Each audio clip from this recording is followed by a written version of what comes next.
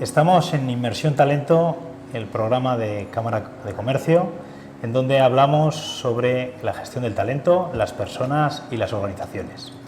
Hoy nos encontramos con Sergio López, director general de Iberus, con quien trataremos el tema de la transformación organizativa. En particular, hablaremos de crecimiento exponencial y de cómo el liderazgo influye e impacta en estos procesos de transformación. Sergio empezó su andadura allá por el 2003, creando un proyecto propio con Iritech, fundamentado en el desarrollo de tecnologías de la información. Fue evolucionando la compañía hasta llegar a disponer de un equipo de 150 profesionales y allá por 2012 se planteó un nuevo hito fundamental en su trayectoria, que fue la integración en Iberus Tecnología. Desde el 2012 se comenzó con 250 personas y en la actualidad han llegado a formar un equipo de 1 millar de profesionales. Exprimiremos hoy en este encuentro pues las vivencias de Sergio, lo exprimiremos en primera persona y veremos cómo el liderazgo impacta en estos procesos de transformación en donde el crecimiento es vertiginoso. Empecemos, si te parece, Sergio, por los inicios, por Iritech, un proyecto que creasteis. ¿Cómo fueron esos inicios? ¿Cómo fue el modelo de negocio? ¿Qué estrategia seguíais? ¿Y cuáles fueron los primeros pasos en las conformaciones de los equipos? Bueno, qué bien has resumido un poco la trayectoria. A lo tonto ya son muchos años y, como dices, fue en 2003 cuando empezó todo, que yo estaba trabajando en Madrid y con muchísimas ganas de volver a Zaragoza. Pues la verdad es que en aquel momento no es que hubiera muchas oportunidades de trabajo para un informático, algo muy diferente a la situación que tenemos ahora, y decidí en ese momento montar Iritech con 2 compañeros más, porque creí que era la mejor de las salidas. No tenía ningún compromiso familiar, no tenía ninguna situación complicada, entonces bueno, era relativamente fácil apostar por montar una empresa. ¿Qué decisiones a nivel de equipo y a nivel de estructura organizativa, cuáles fueron las decisiones que tomasteis en el primer periodo hasta que empezasteis a sentir una primera consolidación? Pues mira, los inicios fueron muy duros, porque yo sí que trabajaba en Madrid en una empresa nada pequeña como era el Banco Santander. Ahí estaba acostumbrado a hacer proyectos muy grandes y entonces aquí pasamos a montar una empresa de cero y cambiar radicalmente y empezar con proyectos muy pequeñitos. Bueno, los primeros proyectos que eran un importe muy pequeño y nos alegrábamos tremendamente, era una readaptación tremenda. Y básicamente ese tipo de proyectos exigían una estructura muy plana. Entonces realmente ahí hacíamos todos de todo. O sea, no es que hubiera unas decisiones organizativas muy importantes. Sí que unos años más tarde, porque al principio tú duplicas la empresa y pasas de 3 a 6, de 6 a 12, y bueno, ahora en el tamaño que tenemos ahora parece pequeño, pero era un esfuerzo titánico. Y ahí todos facturábamos, todos buscábamos gente, todos estábamos en los proyectos, o sea, fue 2-3 años más tarde cuando empezamos un poco el proceso de organización. ¿Qué dificultades os encontrasteis en ese momento? Pues mira, para mí la dificultad más importante es que nosotros estábamos en una empresa, o sea, en unas oficinas en el Centro Europeo de Empresas e Innovación de Aragón. Es una nave, unas escaleras industriales, una situación un poco, bueno, no era el mejor sitio donde llevar a la gente, y la mayor complicación era poder fichar perfiles medios altos que pudieran aportar valor a la compañía y experiencia de gestión, porque veníamos de una estructura plana y con perfiles de alguna forma, gente muy joven, gente sin experiencia. Entonces conseguir convencer a gente para incorporarse al proyecto era muy complicado. En aquel momento, si te retraes a aquella época, ¿cómo definirías tu estilo de liderazgo? Es decir, ¿qué comportamientos eran clave en ese momento y cómo crees que tu forma de hacer, tu forma de liderar, influyó en el crecimiento inicial de Iritech?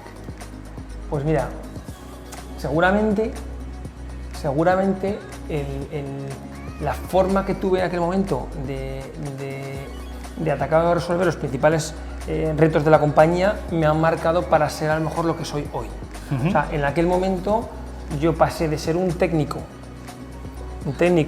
que trabajaba primero como analista programador, luego como responsable de equipo y como jefe de proyectos, ya con responsabilidad de gestión en el Banco Santander, a montar mi empresa. Y al montar mi empresa tuve que enfocarme más en ámbitos comerciales, ¿vale? Era lo que requería la empresa y demás. Entonces al final yo siempre he pensado que el mejor comercial es aquel que sabe lo que vende y tiene ciertas actitudes para intentar convencer y confiar, hacer que confíen en él. Entonces, para mí el liderazgo que en aquel momento podía tener era un liderazgo de que me vieran como una persona pues que conseguía atraer proyectos, generar negocio, encontrar gente. Era un liderazgo muy comercial, muy comercial, que a lo largo del tiempo ha hecho que seguramente yo ahora siga siendo un perfil de director general muy de micro. O sea, yo me meto en muchos temas porque ha sido la vida que he llevado. Conforme fuisteis creciendo, independientemente de que nos comentáis que todos hacíais de todo, pero vais creciendo, vais ganando tamaño y llega un momento en donde tenéis que reestructuraros y sobre todo tenéis que crear un equipo de dirección, un equipo directivo que empiece a asumir cierta autonomía y cierta responsabilidad en los distintos ámbitos de acción. ¿Cómo lo viviste en este momento? Pues mira, una suma de dos cosas. Nosotros cuando empezamos a crecer y dejamos de hacer un poco, como decías, todos un poco de todo, abordamos dos, o sea, de forma nativa, tampoco es que estuviera muy bien pensado, pero yo básicamente busqué dos cosas. Uno, hubo mucha gente que hoy perdura la compañía y son perfiles muy importantes que habían tenido la suerte, yo creo que es una suerte que tiene aquel que empieza a trabajar en una startup, de vivir ese crecimiento exponencial de una empresa, gacela o de alto crecimiento, como podemos llamar, de la mano del emprendedor, sí. Con lo cual tiene una visión, tiene un nivel de detalle. Y ahí la clave, y nosotros acertamos de lleno, es fichar gente con muchísimo potencial, porque van a tener un aprendizaje tremendo, pero si es con alto potencial luego puedes sacar partido de ellos. Y luego, no te voy a engañar, que yo hice un esfuerzo titánico por traerme gente que aportara experiencia y capacidad de gestión de fuera. Y me costó mucho porque era complicado atraer gente que estaba en empresas de 50, 60, 80, 200 personas a una empresa de 8, 10, 15, 20, como íbamos creciendo. Y esto fue una de las dificultades que encontraste. De las mayores dificultades. Llegó el 2012, Iritech ya se estaba consolidando y aparece una oportunidad de integraros con otra compañía del sector de las tecnologías de la información de aquí de Aragón en el inicio de Iberus, de la mano del Grupo Heraldo. En aquel momento, por un lado, ¿qué oportunidades viste en el proyecto que te ayudaron a tomar la decisión? Pero también me gustaría conocer con qué aspectos tuviste ciertas dudas o ciertos miedos para integrarte dentro de un grupo. Muy buena pregunta. Mira, para entender ese proceso de Iberus hay que remontarse un par de años antes.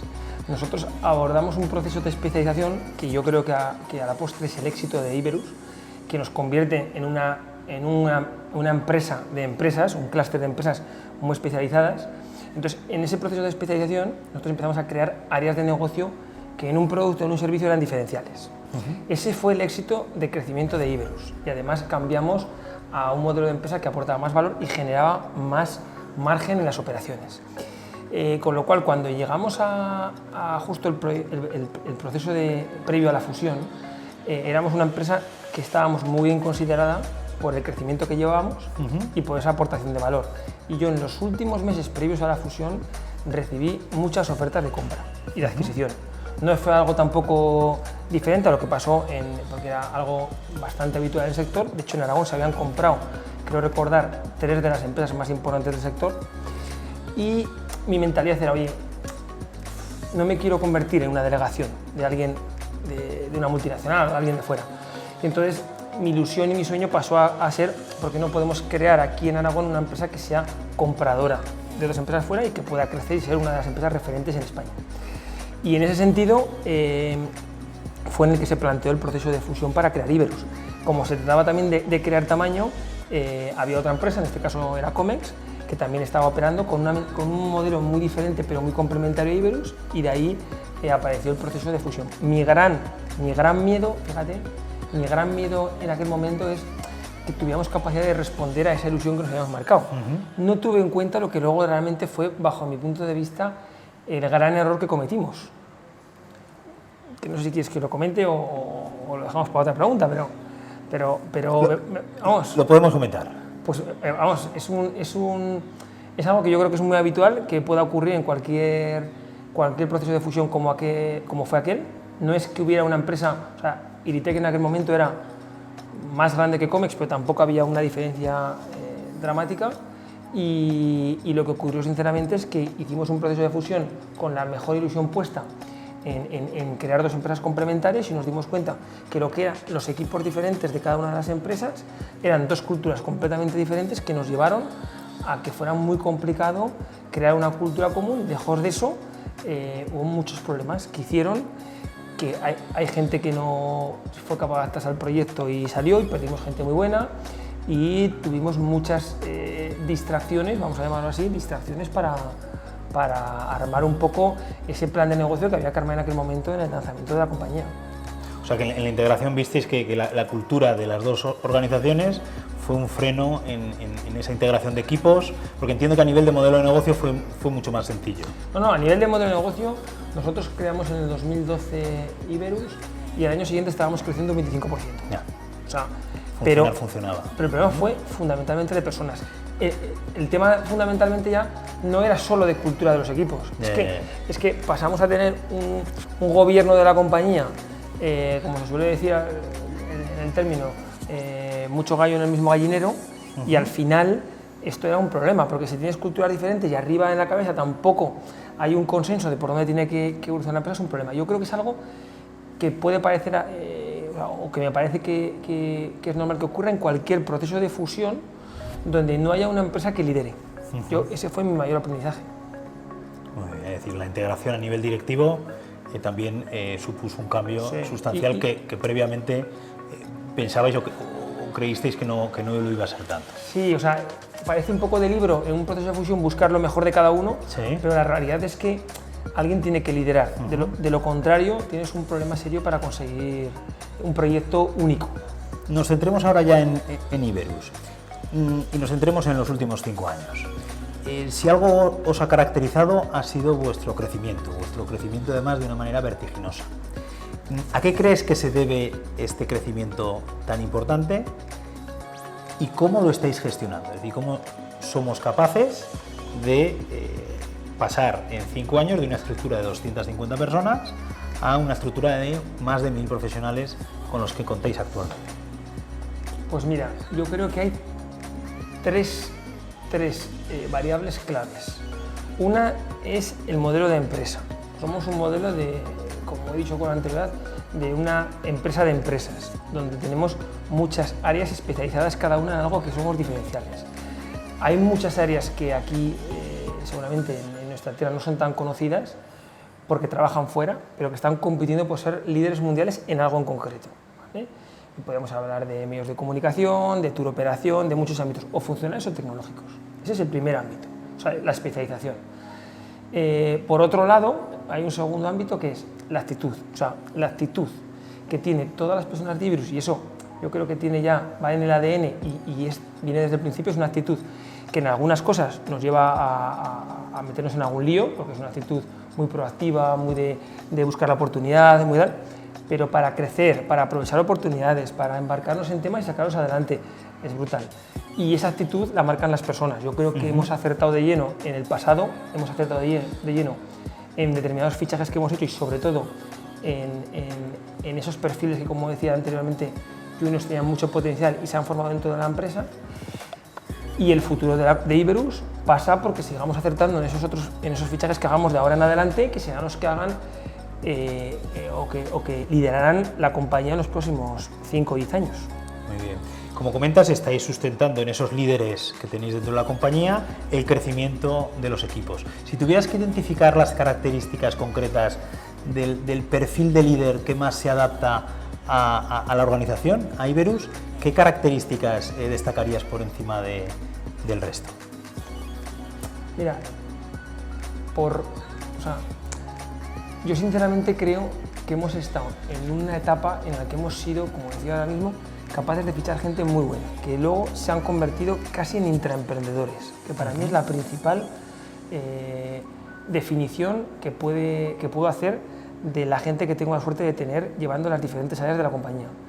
Cuando digo intraemprendedores es porque ellos gestionan su área como si fuera su empresa, se consideran parte de ella, socios y demás. Además, tienen potencial. El gran reto de la compañía es si seremos capaces o yo seré capaz de conseguir que esos líderes que tengo en las diferentes áreas sean capaces de crear a su vez nuevos líderes. Ahí tenemos uno de los principales retos.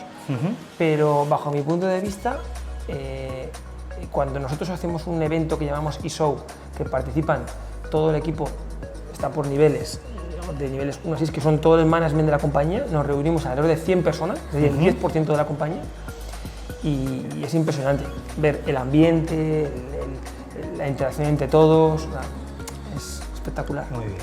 Pasemos ahora a hablar en primera persona de liderazgo.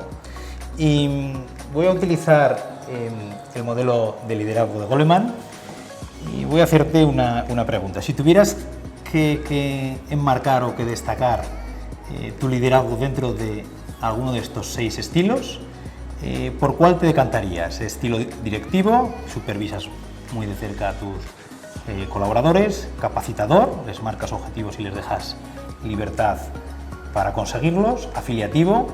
Generas mucha armonía y para ti las personas son lo primero. Democrático, buscas principalmente la participación y mantienes constantemente reuniones con el equipo. De referencia, es decir, lideras con el ejemplo. O el sexto estilo sería el estilo de coaching, en donde te centras en desarrollar a las personas y priorizar constantemente el feedback. Si tuvieras que identificarte o que enmarcarte dentro de estos estilos, ¿qué dirías? Pues mira, para mí es muy fácil decirte los que no, ¿vale? Los que no claramente, además a cualquier persona de Iberus que le preguntaras te lo confirmarías, el afiliativo y el democrático no. No te digo que no me gustaría a veces más consensuar la realidad es que no. De los otros dos estoy convencido que los que más se me adaptan es el de referencia claramente y el capacitador. El de referencia sin duda, porque eso me lo recuerdan todos los días. Hay mucha gente en la empresa que me dice, hostia, dudo mucho que haya un director, ni siquiera un director general, un director que se meta a veces al nivel de trabajar entre unas cosas y detalle. Y yo sinceramente no lo hago ya, desde hace mucho tiempo no lo hago para conseguir un resultado, sino para conseguir crear equipo. Esa es la realidad. También creo que en muchas ocasiones, haciendo autocrítica, seguramente el directivo también lo asumo, por mi forma de ser. Sí, también. Y he de decirte que seguramente el que más puedo perseguir es el de ser un líder más en un tipo coaching, pero no lo consigo del todo. Muy bien. Si echaras un poco la mirada atrás y compararas tu forma de liderar actual respecto a la forma en la que liderabas hace 15 años, ¿cuáles serían los cambios más significativos? Esa pregunta esa es muy, muy interesante, porque a lo que más tiempo dedico yo es sobre todo en la última etapa, es al tema de personas, porque al final es el gran problema que tenemos en la compañía para el crecimiento, cómo creamos líderes para poder seguir creciendo. Yo creo que el cambio principal se produce en que cuando yo estaba en mis etapas iniciales, me veía capaz de conseguir los éxitos y yo lideraba. Entonces seguramente el estilo, volviendo al anterior, dictador y de referencia, se marcaba mucho.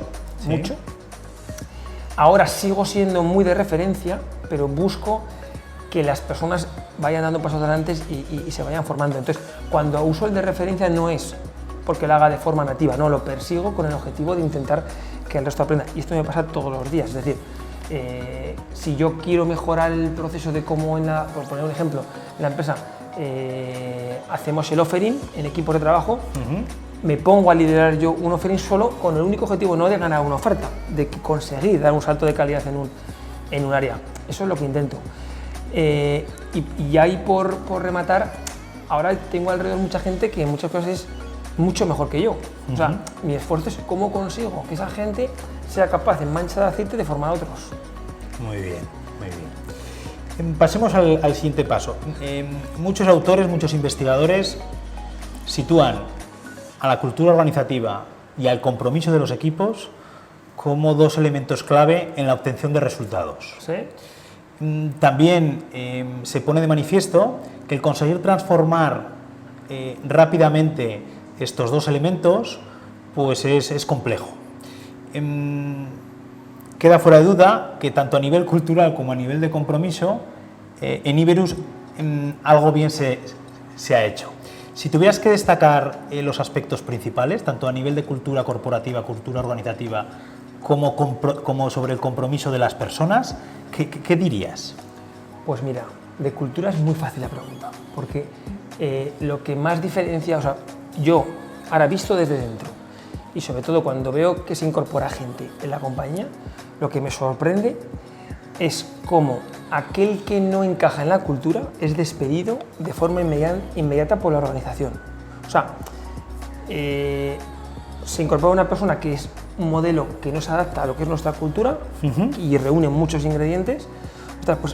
Pues es algo unánime que entre la gente empieza a hablar, oye, esta persona no se aguanta, oye, se consigue de forma innata o que la persona abandone por inercia propia la compañía o que el tema ya se eleve y sea algo que ya yo ni siquiera puedo ser yo el que toma la decisión o quien sea, pero es algo que prácticamente que tienes que hacerlo porque la organización no es capaz de asimilarlo.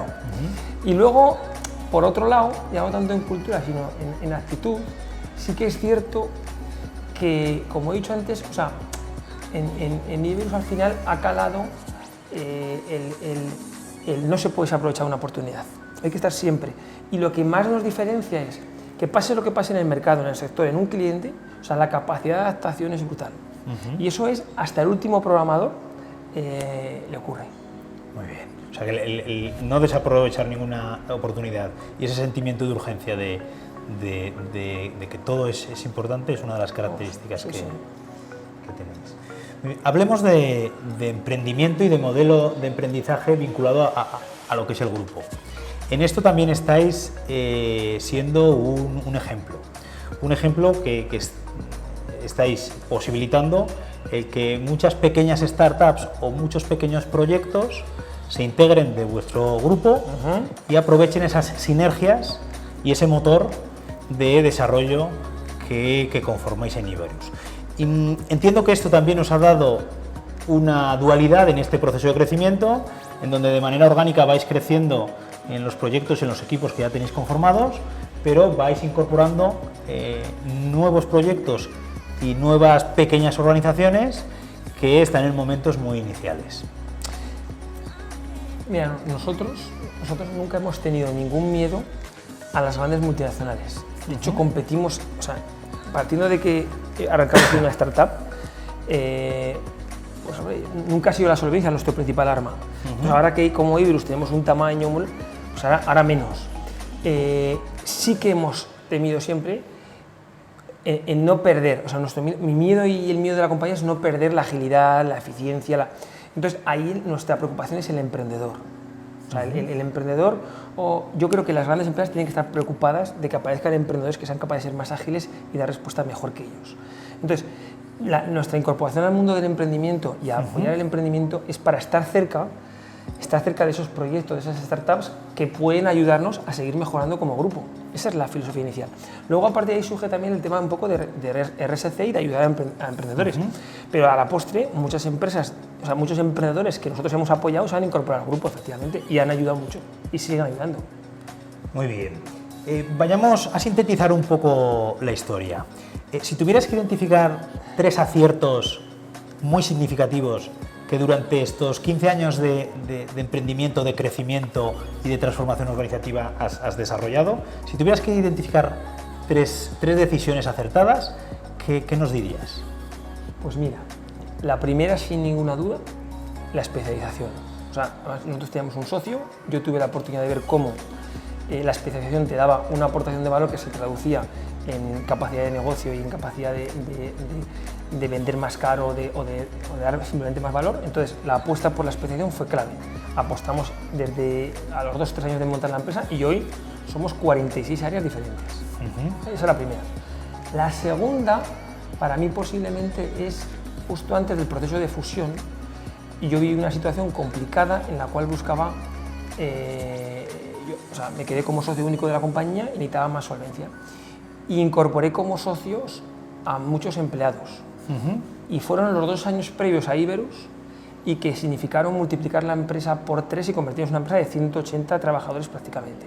O sea, yo creo que la generosidad de hacer partícipes a los empleados fue clave para que hubiera una implicación tremenda. Y la tercera, para mí es la ambición de, yéndonos muy bien que nos iba, apostar por reinventarnos y montar Iberus. Muy bien. Creo que son las 3 decisiones principales. Ahora vamos al lado contrario y seguramente antes nos has dibujado uno de las decisiones que seguramente podrían haber estado enfocados de otra forma. Si tuvieras que seleccionar en estos 15 años 2 decisiones que a la postre has visto que no fueron lo suficientemente acertadas, ¿cuáles nos identificarías? Pues mira, una muy reciente que es, nosotros con toda la diversificación y las apuestas que hemos hecho por creación de nuevas áreas y nuevas áreas, ha llegado un momento en el que, sobre todo este año, hemos tenido un serio problema en la gestión de las empresas participadas, todas aquellas que no están en nuestras áreas troncales, porque no teníamos la estructura para gestionarlas y a lo mejor nos precipitamos en lanzarlas. Esa, sin ninguna duda, es una de ellas, y la segunda la tengo clarísimo. Si volviera para atrás en el proceso de fusión, la aproximación hubiera sido otra, y eso creo que lo he comentado con anterioridad. Sí. Plantearía una fusión donde primaría cómo evitar que la diferencia de culturas entre 2 empresas en aquel momento desembocara en que perdiéramos gente buena en el proyecto. Muy bien. Por último, visión de futuro de Iberus, mirando ya hacia adelante. Si tuvieras que sintetizar en un tuit la visión de futuro de Iberus, ¿qué nos dirías? Pues mira, yo creo que la apuesta sigue siendo la especialización, sigue siendo el talento, o sea, las empresas que invitan en talento tendrán el futuro garantizado, y más en nuestro sector. Pero el tuit resumen, que de alguna forma resuma la visión de compañía, es: Iberus tiene que convertirse en una de las 5 principales tecnológicas españolas. Pues ahí no es nada. Bueno, terminamos aquí la primera parte de la entrevista. Pasaremos ahora a un entorno pues más personal, en donde profundizaremos con Sergio en ciertos aspectos. Solo me queda, Sergio, agradecerte el que nos hayas hecho partícipes de esta vivencia. Sois un claro ejemplo de transformación organizativa, una referencia en este liderazgo y en este crecimiento, y solo me queda darte las gracias por haber disfrutado contigo de estos momentos, y espero que tengamos otra oportunidad en el futuro. Pues un placer para mí y encantado de participar en vuestras iniciativas. Muy bien, muchas gracias.